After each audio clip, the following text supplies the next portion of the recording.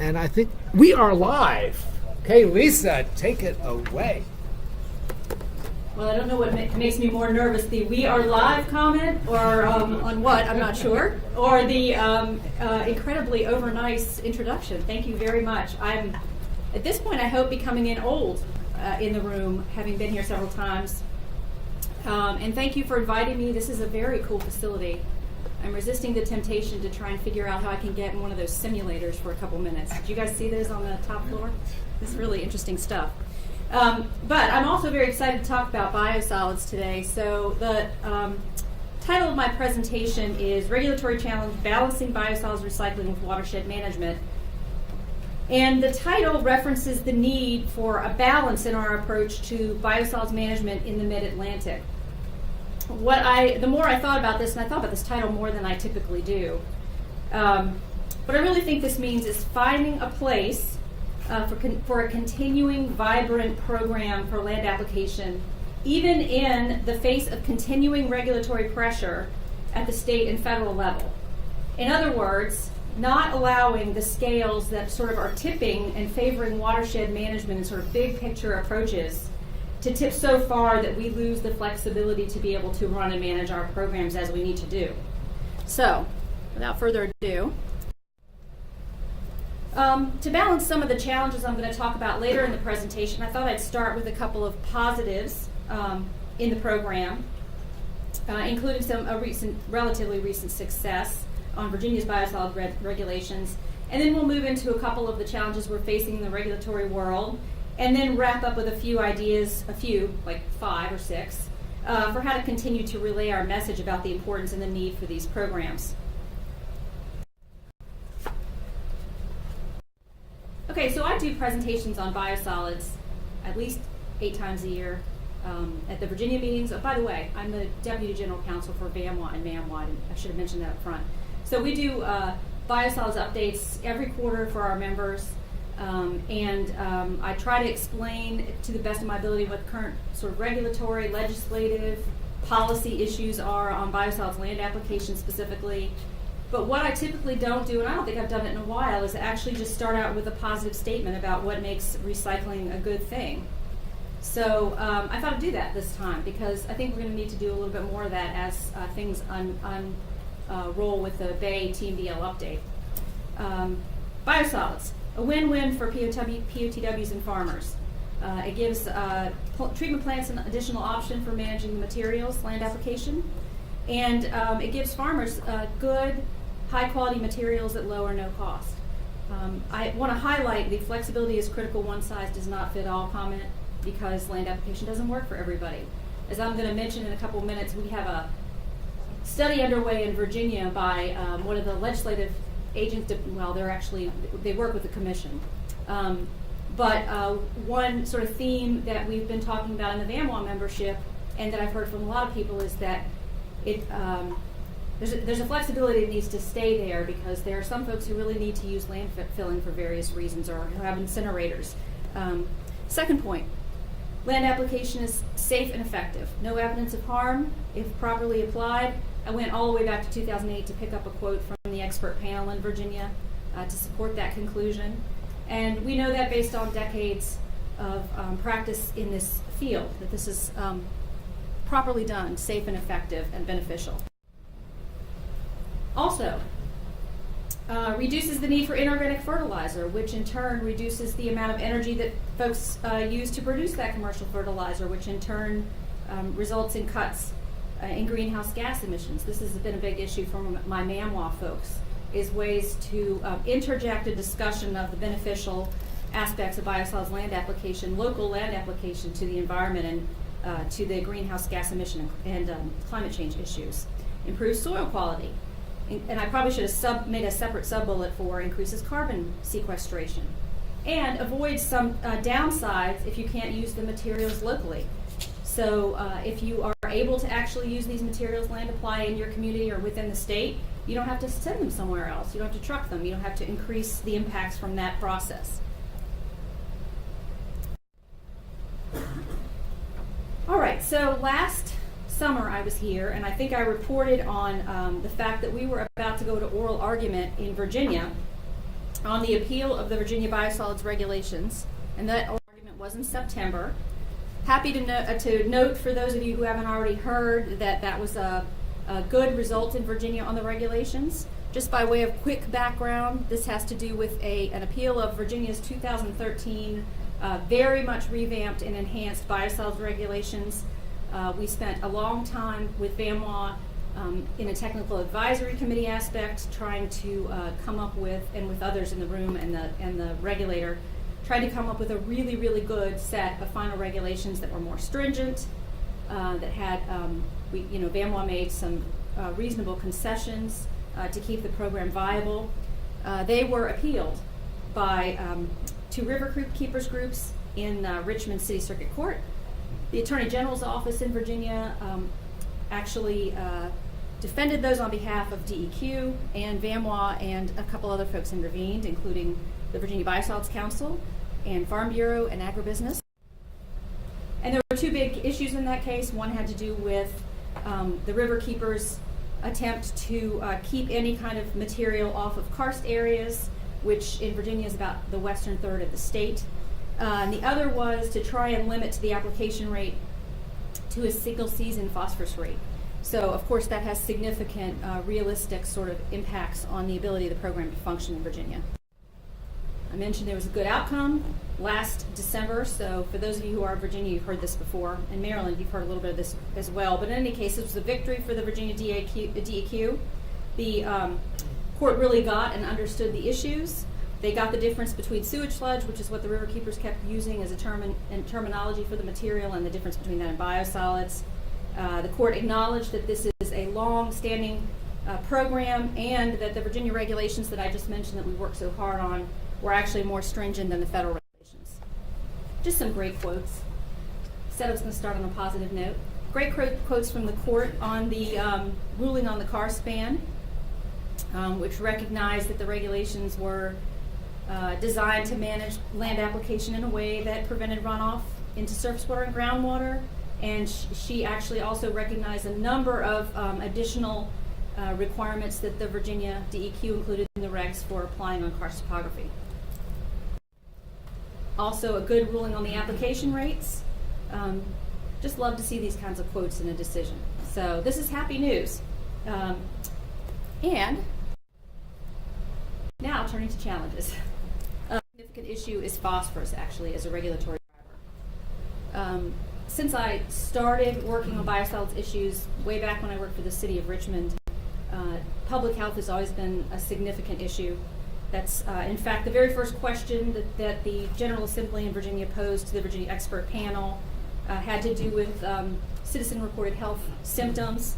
But we've seen a shift over the last several years, and it's becoming even more pronounced in the Bay program, to a focus on environmental issues, including local and Bay nutrient impairments. And so this creates a tension between state policies, because this is a legal and lawful activity to land apply. And there are positive aspects, which we just talked about, but we're really under an enormous amount of pressure to drive down the application and introduction of nutrients into the Bay watershed in particular. I can't believe this has been 7 years ago, but I thought I'd step back and just to set the scene, to get a full understanding, just remind everybody that it's been 7 years since we actually worked together and watched EPA issue the Bay TMDL. So the Bay TMDL has nitrogen phosphorus sediment allocations. They're established at the state and basin level. And as you guys probably have heard, because there were a number of lawsuits, there was one big significant lawsuit about it that included this issue. There's a 2025 target date for us to all, in the Bay watershed, to get all of the management measures in place that will eventually result in water quality standards compliance. In 2010, using the Bay TMDL as their basis, the states actually wrote what are called the WIPs, the Phase I Watershed Implementation Plan, and then they followed up on that in 2012 and wrote the Phase II WIPs. So let's fast forward to 2017. Many of you know, and maybe a lot of you are actually involved or have listened in on some of these calls, but we're in the process of what they're calling the Midpoint Assessment, or the MPA. When EPA wrote the TMDL, back in 2010, they envisioned that we would sort of stop in the middle of the 2010 to 2025 process and take sort of a check on where we are in terms of meeting our goals. And in fact, there is a goal that they established for 2017 that we would have 60% of our management measures in place by this year. And 2025, obviously, I just said 100%. So they had sort of thought this process out back in 2010. It's kind of morphed, as I've reported to my VAMWA and MAMWA folks. We're now actually incorporating new models. They've put a lot of new BMPs into the Bay models, and they've incorporated some new issues. So that begs the question, of course. You have this standing document. You have a 2010 Bay TMDL written by EPA, blessed by the states, as co-partners in that experience. What does that do if we're going to mix up all of the Bay models and run them again and introduce all sorts of new assumptions to the original Bay TMDL, which is the million-dollar question. So, in theory, it could result in changes to the Bay TMDL assumptions. The EPA, as far as I know, publicly has been really, really resistant to the idea of reopening that TMDL. That said, I'm about to talk about in another slide as well. They put out a set of expectations for Pennsylvania for the Phase III WIP, which is coming up. And they suggested at the very end of that set of expectations that one of the things they could do if they weren't pleased with Pennsylvania's progress in this effort is go back and do a surgical amendment, a state-specific, they actually call it, amendment of the TMDL to incorporate finer scale allocations just for Pennsylvania. So this is a very first hint that I've seen at all that they're even considering reopening that TMDL, and it obviously was in a limited way. But in any case, once we get done with the midpoint assessment, the states will actually take that, the Bay states will take that results of that, and they'll start working on their Phase III WIP drafts, which are due late in 2018. I think these are the most current dates, but they've changed them. They've tweaked them a couple of times. But just to give you a sense of kind of what the calendar looks like for this process of assessing where we are, these are the modeling dates. You can see we're right in the middle, in the thick of it now, and we've got modeling information on the internet. If anybody's interested, I will not profess to be any kind of expert on how to look at those modeling results, but they're out there if that's something you're interested in. Load right there. In addition to, they have growth and climate change on their list as well. But this is the big one, the dam. We should have a decision on what they think the right approach is by October. That gives the states planning targets, Phase III WIP planning targets, so new numbers, to begin working with this fall, and then final numbers to work with beginning next spring. Which means that the states will begin working on their Phase III WIP development in 2018. So you guys can expect 2018 to be very, very, very busy. They have to have, like I mentioned, that draft Phase III WIP in by December of 2018. It's got to be finalized by April 2019. So what does this have to do with biosolids? This is a reconsideration of the Bay TMDL with one significant policy issue sitting on the table and the potential for the states to rewrite their plans for how they're going to address it. That means potentially a whole new set of state policies for each of the Bay states. EPA has actually sort of already put out what its draft expectations are for all of the Bay states. I mentioned they had specific ones for Pennsylvania, but for all of them, and you can see they're still playing very serious. They want local engagement, they want local planning goals, they want increased targeting of efforts in areas where there's higher loading rates, and most importantly for our purposes for biosolids, they have suggested that the states consider adjusting the state basin targets and source sector goals. So this is basically EPA saying there are no reasons that you can't reconsider what your strategies were from back in 2012 as a part of this analysis. Of course, agriculture is a source sector. Just thought I would share that as of 2015, it's still a significant sector. For phosphorus and sediment, the loadings for agriculture are greater than all other sources combined. I hope my slides actually, yep, they're in here. So this is nitrogen. You can see agriculture is the light green, and it's a huge chunk of the total, even at the 2016 date. Hope I have phosphorus. Yep, and there's phosphorus. So Biosolids land application is in the Phase 6 model. I talked about that last year, that they were working on incorporating it. It's a tiny, tiny, little tiny piece of the agricultural sector, but it's a piece, and the states are going to be looking for all of the options that they can pursue during the Phase 3 WIP process for nutrient reductions. So we should all be watching, and this is a definite challenge for agricultural strategies that could impact land application. So that could be actually in the Phase 3 WIP drafts, if you guys are going to look at those, in the agricultural sector. Don't look in wastewater.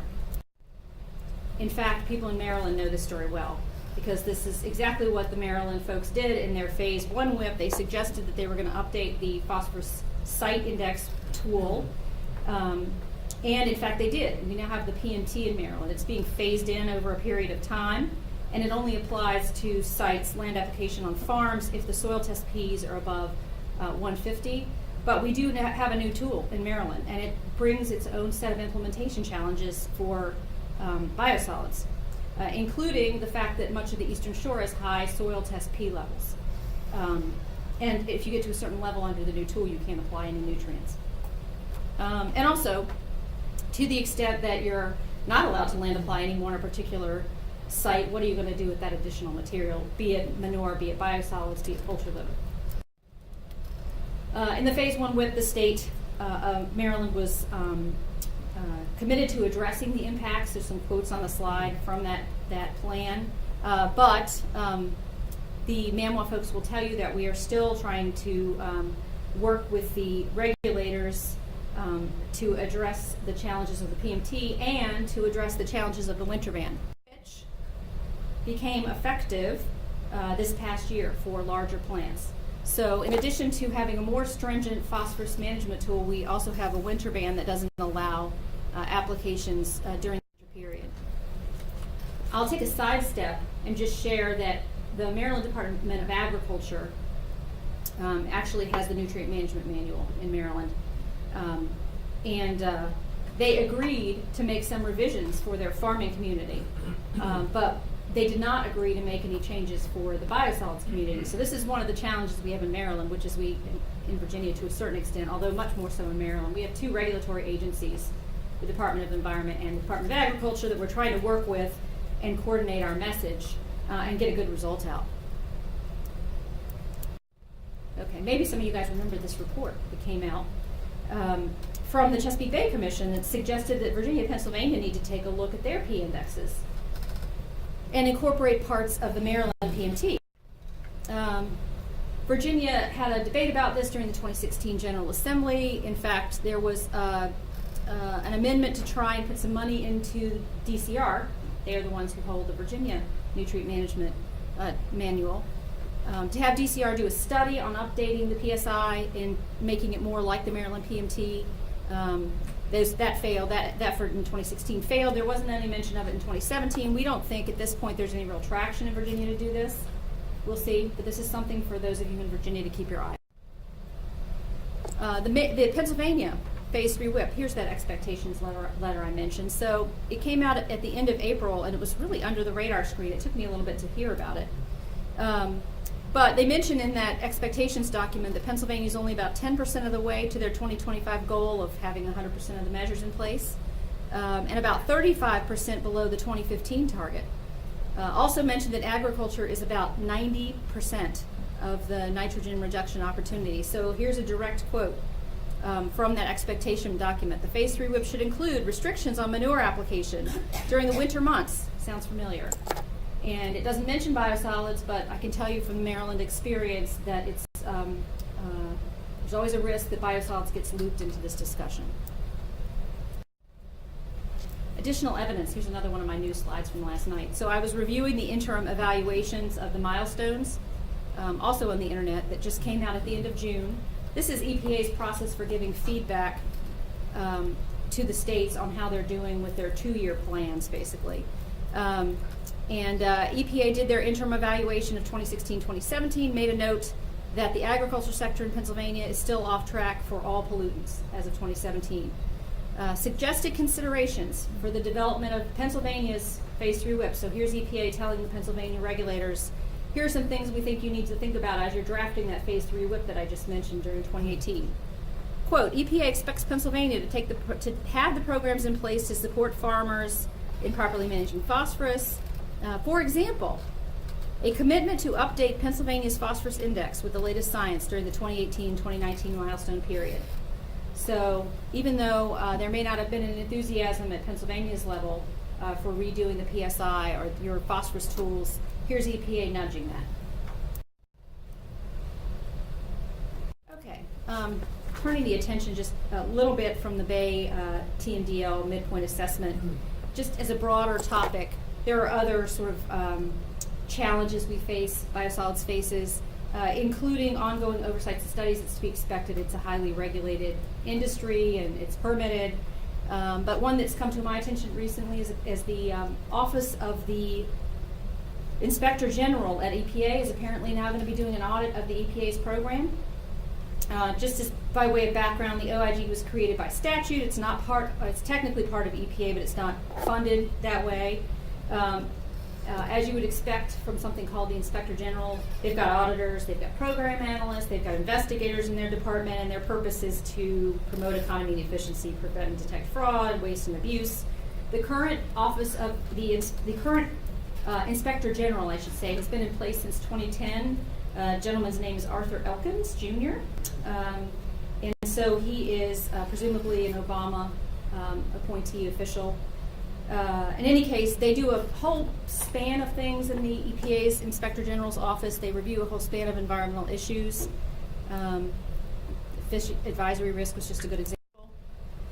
I did some digging to see what their previous work on biosolids is. They did an audit. Actually, the most recent one I could find was 2010. So they did a review back a year or so before that. I think we take away from this slide a couple things that the OIG, you can learn from this slide about the OIG. One is that they typically, at least the last time they did it, took almost a year to do the review and the analysis. They visited 5 different regional offices. They've talked to several POTWs, so we can take away that this is going to be a comprehensive review involving multiple regions. And it was a very formal process. They put out a report and they had a formal process for the Office of Water to actually give them feedback on the report. They did do this really much more lean status report in 2002 in response apparently to allegations by the National Whistleblower Center raised by an EPA research scientist, but it wasn't really technically formally an audit. And the one we're talking about now is a formal audit as I understand it. I put out some feelers to see if anybody has more sort of scuttlebutt about what's going on potentially, and I haven't gotten anything really particularly interesting back. If anybody has any, after I'm done, feel free to pitch in on those, any inside scoop. In addition to that, in Virginia, as the Virginia VAMWA folks know, we've got, and I mentioned it earlier, we have a JLAR commission actually doing a review of the Virginia Biosolids program. They did, the last one they did was in 2005, and that's sort of that experience was the impetus for Virginia putting together this expert panel that looked at the biosolids issues, and then they also transferred the regulatory authority from the Virginia Department of Health, that's VDH, I probably should have spelled that out, to the Department of Environmental Quality. And that led to the development of the regulations. So the new study is a 2016 bill from the General Assembly. They've been doing all kinds of interviews, phone calls, visits with stakeholders, including some VAMWA members, some interesting stuff on their study charge, including reporting back on the economic and technical feasibility of upgrading POTWs to generate Class A biosolids. So some big ticket items on this list of study charges, so it would be very interesting to see where they come out. I think that they are likely to bring a draft report to the Commission, which is made up of General Assembly members, in October. On October 10th, they have a meeting. And then after that they will formalize the findings in REC. They're due in January 2018. We will keep our eyes in Virginia on the upcoming General Assembly session, because sometimes these studies spark legislation, sometimes they don't. So we will see. Also also Pennsylvania, which I don't do a lot of work in, but I understand that, although I'd love to, I understand that it was prompted, there was a 2016 House resolution, and there's a new study that looked at land application. They haven't really looked at that since 1997. And so, again, some pretty broad topics that they wanted, the General Assembly wanted addressed in the report by the committee, and then some conclusions that I put together from the report, some of which are not surprising to anybody who works with biosolids, like odor concerns are cited most often, obviously, with the public. But the recommendation is that DEP should modify the permit to require odor control plans for operating facility and receiving sites. In fact, we have the requirement for generators to have odor control plans in Virginia, so that's where they're at in Pennsylvania. Last one. Last challenge is consistent issue with trying to look to the future. We just mentioned the study and thoughts on moving to Class A, and trying to encourage technology and trying to encourage and not shill innovation in an industry that is highly regulated with a very prescriptive set of rules, and with regulators who live in that world, which is not a negative thing necessarily, just it is what it is.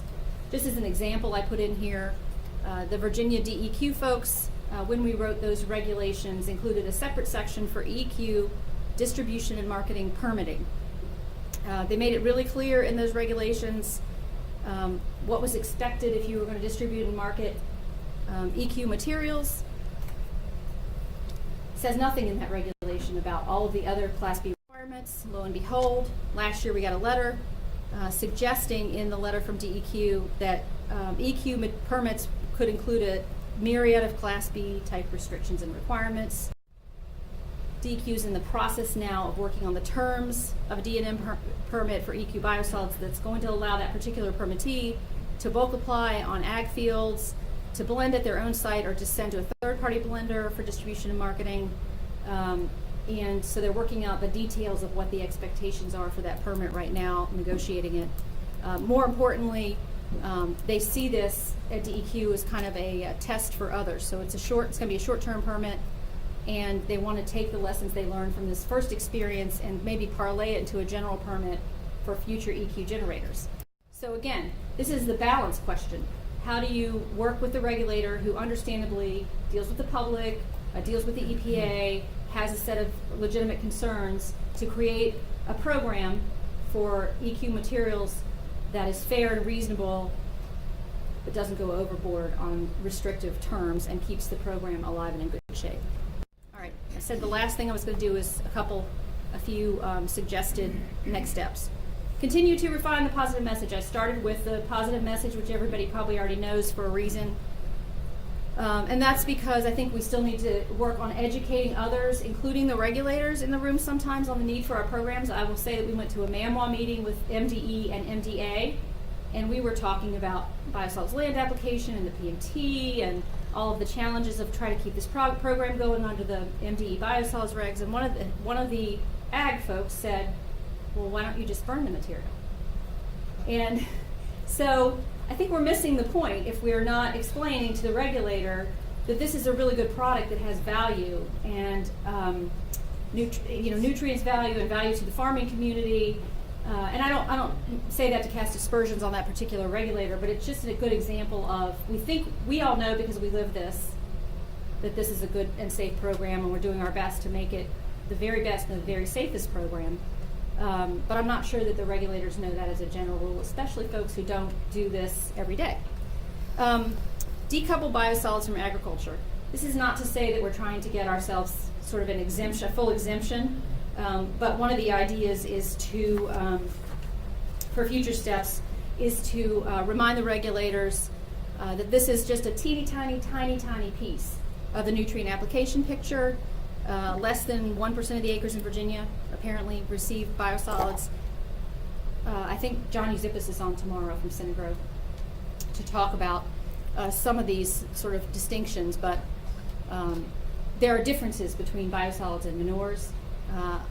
I think we need to try and refine that message so that if the PMT comes up in Virginia or Pennsylvania, we have a good message for making sure that there are reasonable rules. and that we don't just get sort of roped in with the bigger manure picture. Continue to share information and coordinate advocacy. We're in the process of the midpoint assessment, as I mentioned. It's a significant, important issue. It's a great opportunity for forums like this, for information sharing among the jurisdictions about what's going on with biosolids issues. And it's going to be incredibly important as the states start writing their Phase III WIPs. Identify the reasoning behind the regulatory action. So sometimes it can be challenging to argue with the science, but in Maryland, with the PMTs especially, a lot of the decisions that were made are policy related. So it can be helpful to try and unravel the two and see whether or not your regulators are actually taking steps that are above and beyond and more stringent than might be necessary as per the science. And prepare for the future. Obviously, that's kind of a no-brainer, and I'm sure everybody's doing that. Consider your options for your long-term goals while considering how you're going to care for your customers, your community, and the environment. And that is all I have. Any questions? I think I'm over time, so. Yes, ma'am. I thought it was interesting on one of your final slides, you talked about decoupling biosolids from ag. When I can remember back 30 years, because I can, and we were trying to connect biosolids to ag. That was our main mode of operation. These will be better accepted if we connect them to ag. So why is it now that we want to decouple it? Interesting. So if you guys didn't hear in the back, she said 30 years ago we were trying to sort of create a connection between us and manure because we thought the material would be better accepted under that sort of rubric. And why are we now trying to decouple? And I think the reason is because it's just, maybe it's just my own experience in Maryland, but the reissuance of their application rules lumped in biosolids just as sort of an afterthought with, it's now organic materials in Maryland. It's not the same type of material, so doing the tool and having the winter ban is not necessarily necessary for biosolids as it might be for manure. Plus we pulled in sort of all of that, the issues with chicken litter on the eastern shore, and so the policies got very stringent because of some of that experience in Maryland, and biosolids got pulled into that discussion. So I don't mean to sort of create a full exemption for biosolids, it's not what I'm suggesting, from any of those requirements, just trying to make the regulators aware that there are reasons to treat us differently under the tool and or the winter ban, differences in the type of material. And it's really pragmatic, just to keep the program going so that we're not, struggling to find what to do with the material for big chunks of the year. That's a great question. Yes, sir, in the back.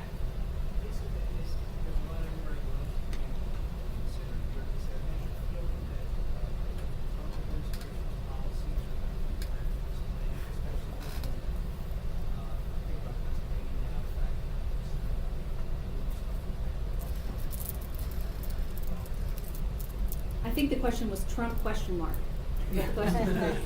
So, I'm kind of, this midpoint assessment's really interesting. I'm sort of waiting because we've heard that there have been some adjustments on other issues because of the new administration. So enforcement, for example, sort of approaches. But as of now, you're still kind of, I think, seeing the sort of the previous Chesapeake Bay Program Office mindset on the dam is a great issue, which is I think they're very concerned that in their view the Pennsylvania is lagging a bit, and this is just my 2 cents, but I think they're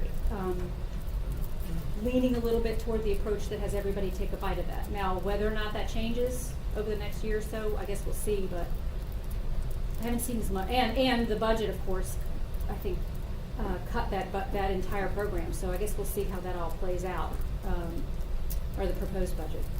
But yeah, it's a question we get at every presentation these days. So thank you for raising that. Okay, well, thank you very much. We'll be moving on. Thank you. Sorry if I. Lisa, this is a great presentation. Lisa really nailed it. And go Barbara, wag